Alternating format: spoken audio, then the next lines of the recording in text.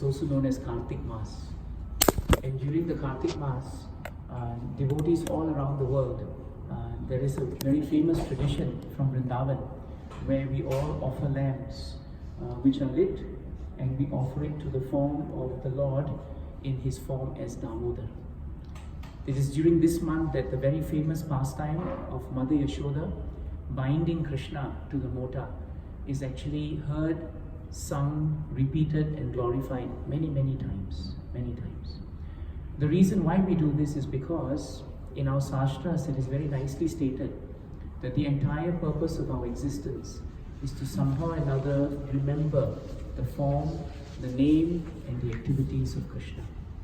The more we can remember his form and his names, the more peaceful, the more blissful we are. Why? Because Krishna's nature is that he is absolute.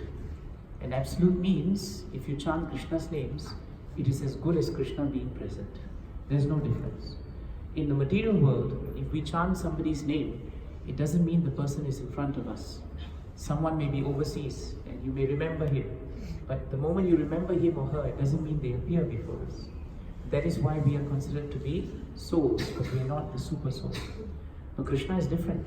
It doesn't matter where we are, but the moment we chant Krishna's names, Bhagavatam and Bhagavad Gita and all Shastras tell us that Krishna actually appears. He appears in our hearts, he appears in our tongue, and he appears in our consciousness. So this pastime may seem in the material vision to be a very simple pastime between mother and son, but actually Shastras tell us it's a lot more deeper.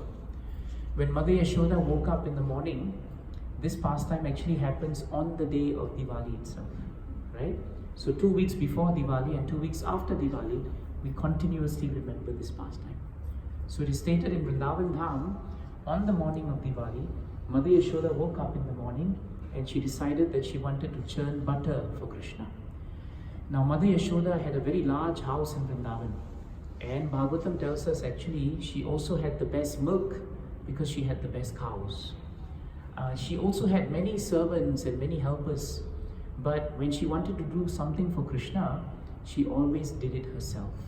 So this is very important point for us as devotees, that when we want to perform bhakti, bhakti must be performed by us personally. In this material world, we outsource so many things, but bhakti cannot be outsourced. Bhakti must come from your own heart. No one can do something and then give you the benefits of it. It's a very personal relationship between us and Krishna. So Bhagavatam tells us Mother Yashoda did not wait for anyone. She herself took up the churning and she started churning the butter. Now churning is not an easy activity, and Mother Yashoda was becoming very tired. But despite being tired, Diwali day, she was remembering Krishna. And the more she remembered the pastimes of the Lord, even though she was performing what appeared to be a material activity, she was very blissful. So that's the second point in the Leela that's important. That it doesn't matter what activity we perform, but if that activity is not connected to Krishna, then Bhagavatam tells us even though the activity may appear to have material value, but actually if it does not connect us to Krishna, it actually drags us into what we call Maya. But if an activity that gathers all of us today together and it makes us remember Krishna, then even if that activity looks mundane, actually the activity is spiritualizing our consciousness. That's the beauty and the practical nature of our Sanatana Dharma. The Gita also tells us that one doesn't have to go to a cave, one doesn't have to be renounced in that sense. We are renounced in whatever we use it for Krishna. You have opened your house today for Krishna, and therefore the house has become spiritualized. You have all taken your own time to come and hear about Krishna. Therefore, your time today has become spiritualized. So Mother Yashoda churned butter, and as she churned, she remembered Krishna. And when she remembered Krishna, Bhagavatam tells us Krishna was asleep because he was a small child. But he came out immediately because even though he was asleep, Krishna is always conscious of each and every one of our prayers. Very important point. It doesn't matter where we are, it doesn't matter what language we have, but a prayer is a prayer. And if the prayer is filled with sincerity and devotion and endeavor, our own endeavor, then Krishna always reciprocates. In the 4th chapter, 11th verse, Krishna says, Ye yata mam prapadyante tam stataiva bhajamyaha. To the extent that one surrenders, to that extent, I will always reciprocate. So Mother Yashoda saw Krishna come out, and Krishna came to her and he indicated to her, as only a child can, that he wanted milk because he was hungry. So Mother Yashoda puts him on a lap and she gives him milk. And this is the perfection of her existence, because this is what she lives for. But as she was giving milk to Krishna, she had already taken some milk from the cows earlier, and she had put it in the kitchen, and it was starting to boil. Now, if it overboiled, then the milk is useless, and the milk was meant for Krishna.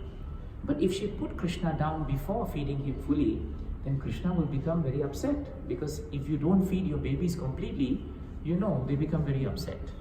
So what happened was Mother Yashoda had to make a difficult decision. Do I put Krishna down, or do I actually go to the kitchen and save the boiling milk? What do I do? And so she decided, let me save the boiling milk and quickly come back to Krishna. So she leaves Krishna down.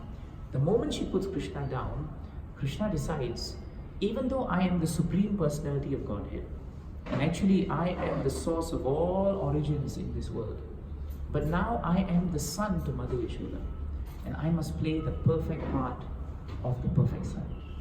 So a perfect child will not lie down like a sadhu when he or she is not fed well. The perfect child actually cries. So Krishna decided to throw a tantrum. So what does he do? He gets angry with his mother.